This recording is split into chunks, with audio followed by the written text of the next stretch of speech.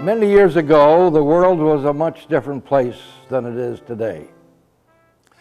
We found ourselves forced to defend our freedom, and as a result, we helped change history. Young men and women had to leave their homes and their loved ones and journey to places far away, with no idea when or even if they would ever return to their families. These brave men and women were really just ordinary people like you and I, but they were put into World War II, a world of unimaginable turmoil.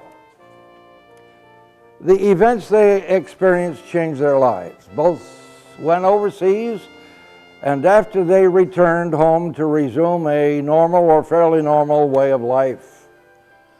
The poignant and painful memories from this time have mostly been kept deep in the recesses of their minds.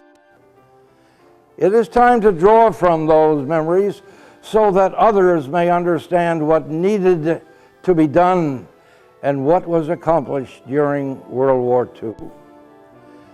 And although we lived through a time that was larger than life, we are not, I repeat, not the heroes of the story, just those fortunate enough to return. The real heroes are the men and women buried in cemeteries far from home or in resting places never found or in the ocean depths. We must never forget their ultimate sacrifice.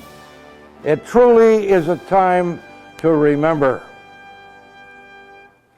In Flanders fields the poppies blow, between the crosses row on row, that mark our place.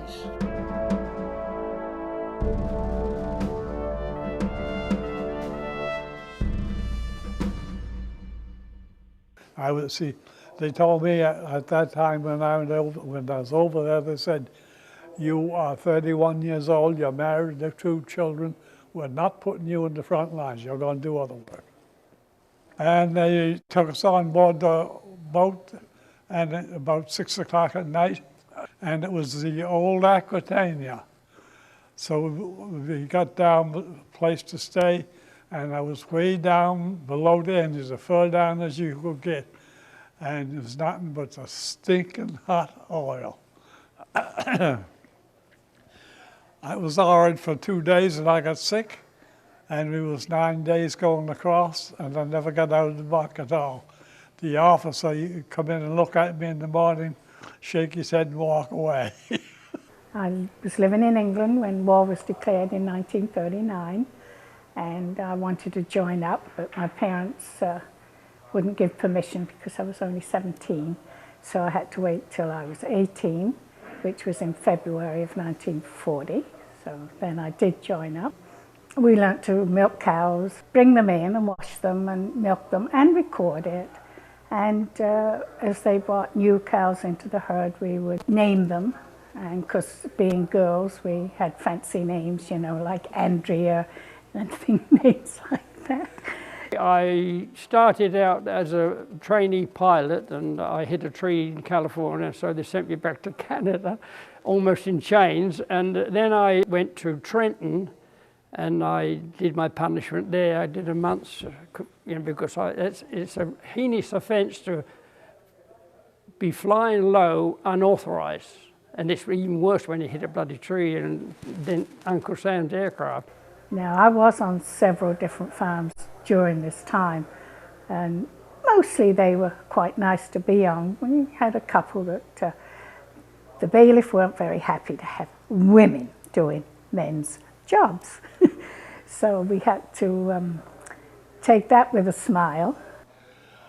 We made sacrifices, but to us, we were young. I didn't fear anything at that. I didn't have any idea that I wasn't coming home. I don't think any of the boys did. So you carry that right through, and you come home if you were lucky. And in the sky the lark still bravely singing fly. scarce heard amid the guns below. I pity a poor old cook. He operated out of a big truck. All he'd get out when he get stopped, he'd get out and put up a couple cement blocks, put a steel plate over top of it and get the Bunsen burner going. That's all he had to work with. All he had was powdered milk, powdered everything. I had a laugh one day. He got in a place with a fireman and the boys were chasing a pig around trying to catch it. They caught it. I guess they had good pig roast from then on. A couple butchers who owned butcher shop in the town came to see my grandmother and uncle if they could come and slaughter some cattle in order to feed the population, on the ground also.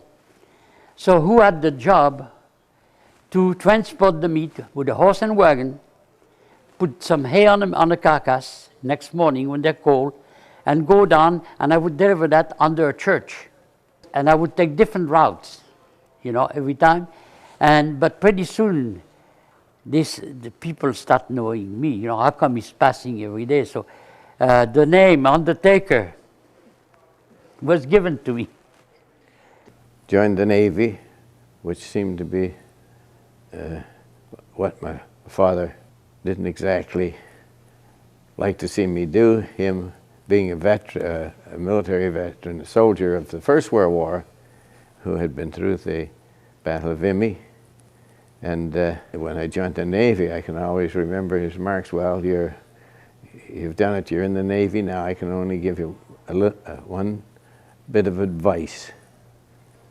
It was to make sure you keep your mouth shut, your bowels open, and you volunteer for nothing. And during the night, the shells were coming handy to us. And when I heard this, I got on my feet, I woke up, and I looked, and I was the only one in that barn, as far as I knew. I didn't see anyone else but me. And I knew I had to get out of that barn, so I went out through the doors. I was running as hard as I could run to get to our gun pit. And on the way past where the Vandus were in those slit trenches, I knew I had to leave them know who I was. So I sang, Coming Around the Mountain. And I think that kept me from getting shot because they were trigger happy.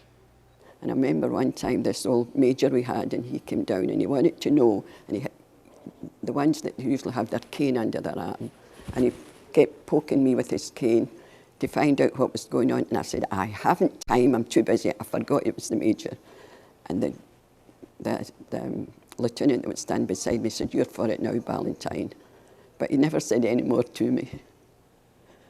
And on our way back, the weather closed in on us, and our navigator, bless his heart, he just didn't know where we were, and the radar set that he was relying upon was without order too. So we were there flying in cloud for a long time, heading west, and I was down the nose in case there was a break in the clouds, and finally I said, I can see the coast, and the navigator said, oh good. I said, no, it's bad, we're going out over the sea again. So the pilot knew he had to do something then, and he went below the cloud base, and we weren't very far from the bloody ground. We had to do it because I was at the nose map reading, you see. That's the only way we could see, because we were lost. But finally, I saw a flashing light, and I said, there's the pundit light, and just as soon as I said that, the port engine quit. And I didn't know, the pilot hadn't, he gave us the order to abandon aircraft, prepare to abandon aircraft, and my chute was down in the nose, so I nipped down there and got it on. I came back up, and he was going like that, and I didn't realize I'd pulled my intercom out. And he was telling us to bail out because the other end, we had two engines, the other end quit. So I didn't need really telling. So it was all ready for me, so I bailed out. And I landed at 1:30 a.m. on the 11th of November, 43. And it was cold, and I landed in a farmer's field, and I could hear a weird bloody noise, a human voice, and I realized it was the other side of this country road, you see. I looked over, and there was our rear gunner He hadn't even released the parachute. He was racing around and jumping up and screaming. And I shouted at him. He stopped dead. He thought he was dead. He didn't know where he was. The worst thing I went through was my first leave in Edinburgh. 3 hours, got a 9-day leave. I went to Edinburgh. And all during the day going on that old train, I had sort of a gnawing pain, you know, just enough to aggravate you.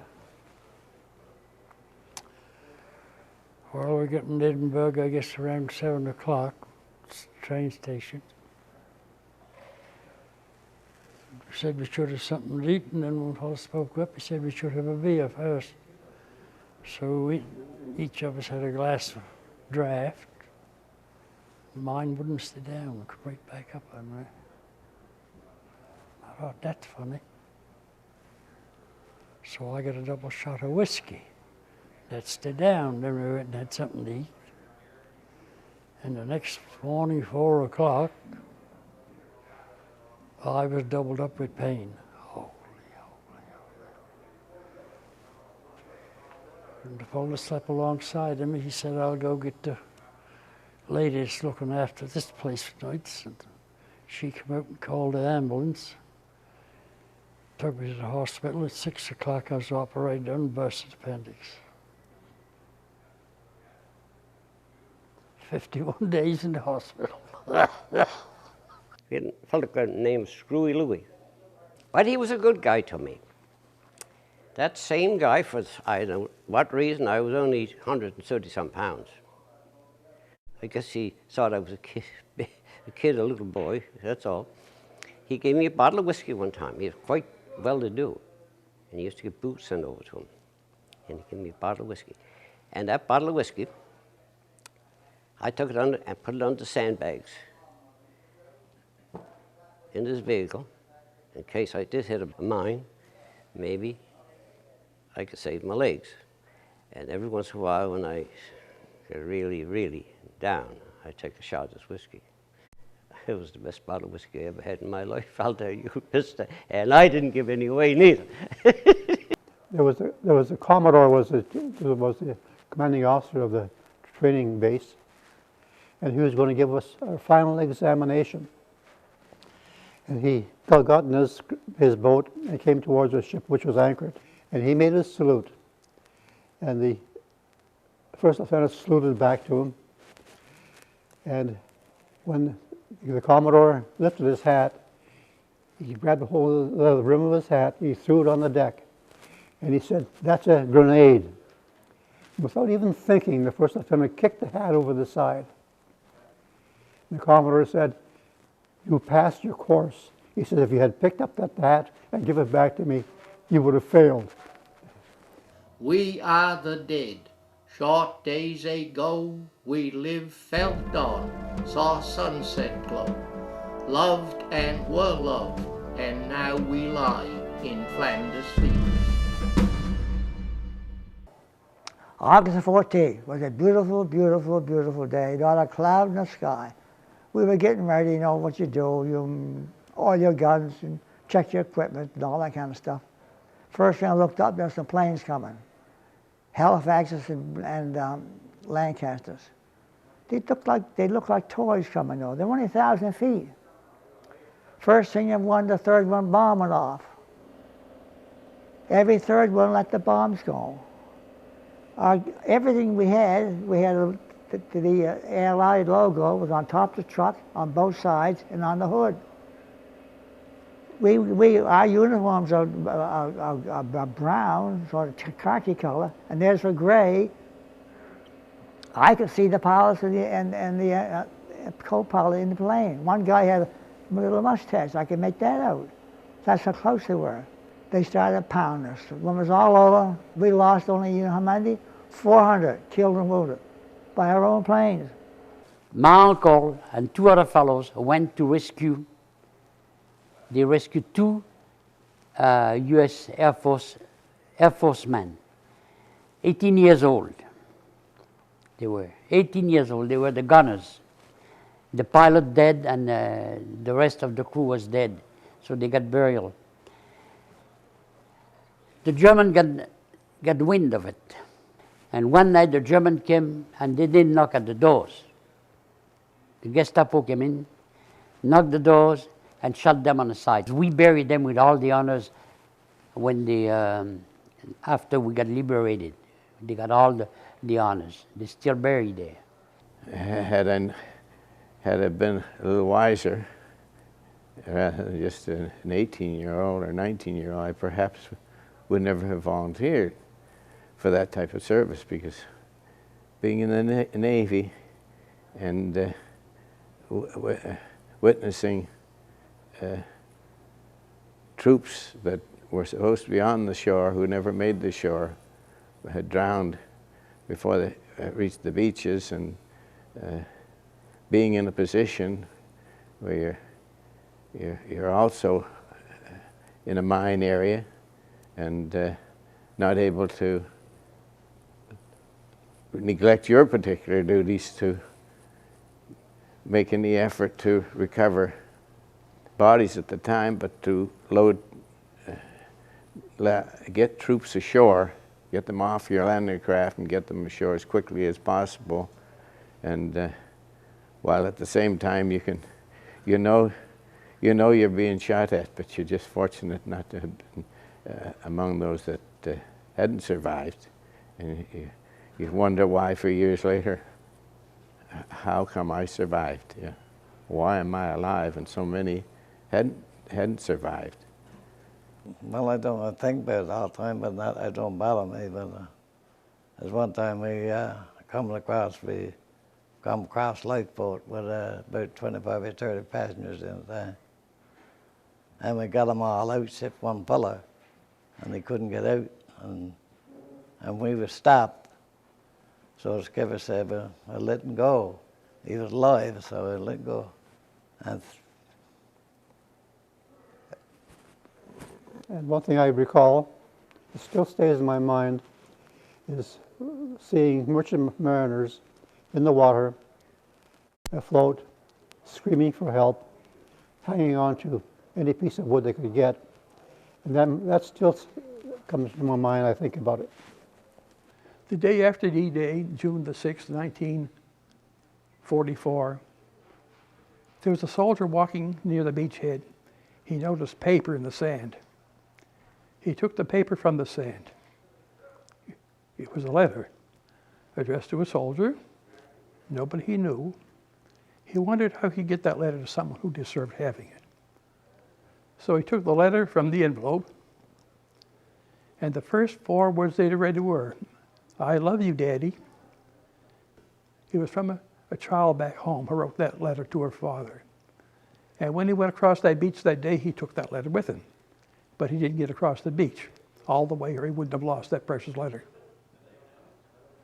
106th Division, let me put it this way, lost 3 out of 4 men in the first 3 days of the Ardennes. Killed, wounded, missing in action, wounded. And of course, that became one of the statistics. We were attacked suddenly, unexpectedly, by 750,000 troops. 1,000 new Tiger tanks. They hit us, and they hit us good. Artillery came in. Oh, Lord, I never thought I'd ever hear anything like that, and never hope to hear it again. We passed through Nijmegen, stopped 3 miles east, and 3 miles from the German border.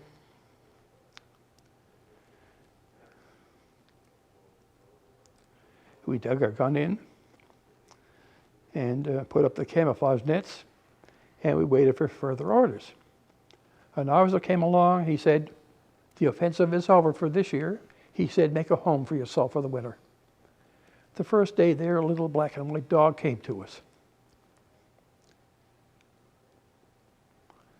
And that little dog stayed with us the rest of November, all of December, all of January, until the 8th day of February 1945. So the winter passed pretty well.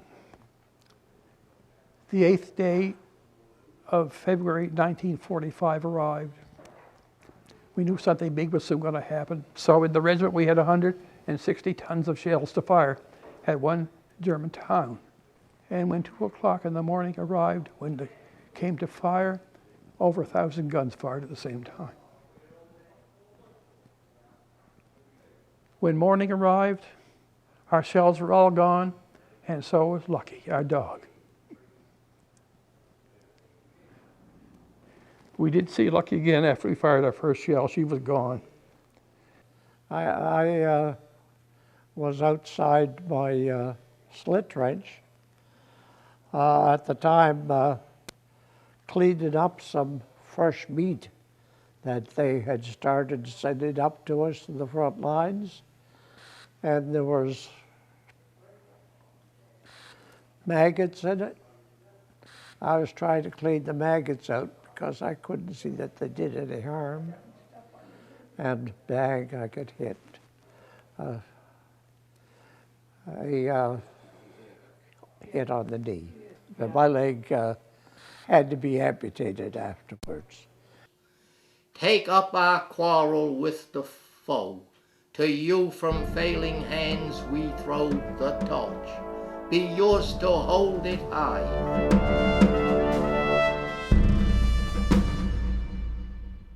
By being in transports and stuff like that, we were getting equipment and food and fuel and stuff to the front line. That was the only time you seen front line and hear bullets and so forth, is when you actually got at the scene and was delivering it. Those people went through a lot, yes, but I feel we were just as important because the fact that those jobs had to be done too, you know. People had to eat, they needed supplies, and they needed ammunition, and they needed all this stuff.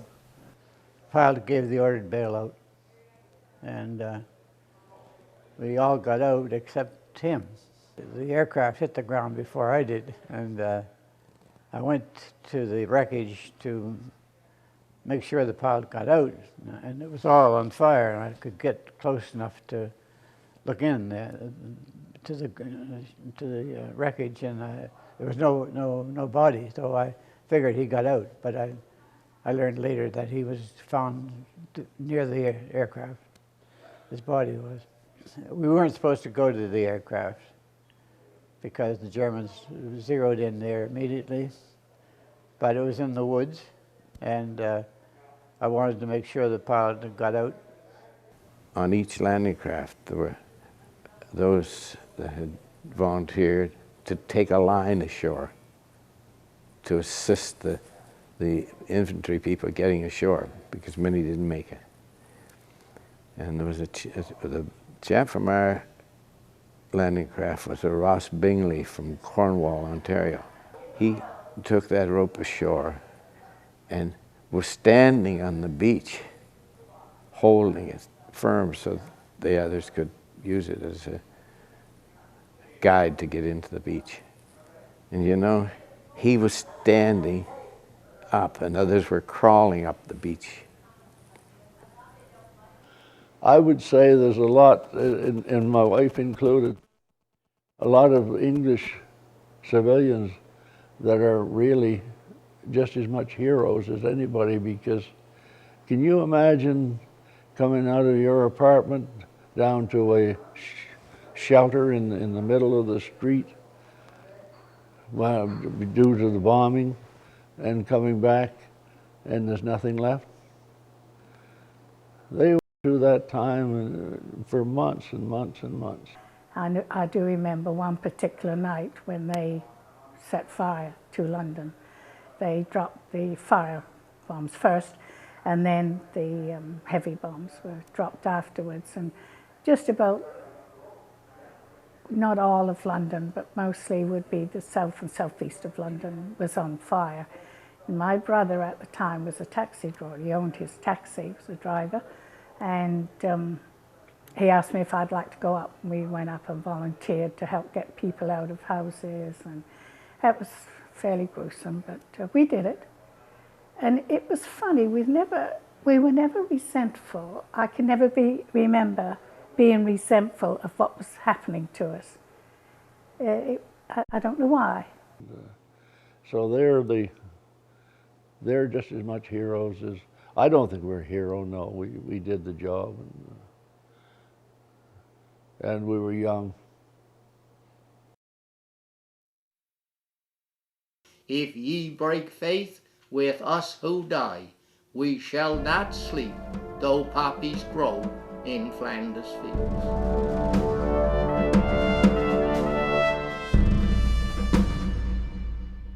The day the war ended, I was on guard duty just outside London. And it was 10:30 at night then. You could still hear the crowds howling and cheering and going on because of the end of the war. There's a lot of tragedies that we don't really think of, and we don't want to talk about anyway. But a lot of things happened that we will never know because people don't talk about it. I would say that whatever you could do, didn't matter where or what, you should never have another war. Should never be war again. And yet, if I was a young man and I was asked if I would serve again, I would say yes, gladly. And sometimes I think like the Second World War and maybe the other Korean and so forth made a better world to live in. Land knows what would have happened if Hitler would have got his way. You know, nobody knows that. Yeah, the conflicts that we're having today are certainly not being resolved with power. So it's only going to be through negotiation and consultation that we're going to be able to, I think, resolve that problem. And I think our young people are more aware of that, perhaps, than we who had served and saw the results of frontline killings, and at sea seeing our, especially our merchant navy, suffer the way they had. Do not get in fights. Fights just end in disaster and bloody noses. I got in a fight, I lost a leg. Now this is extreme, I know, but still, anything could happen.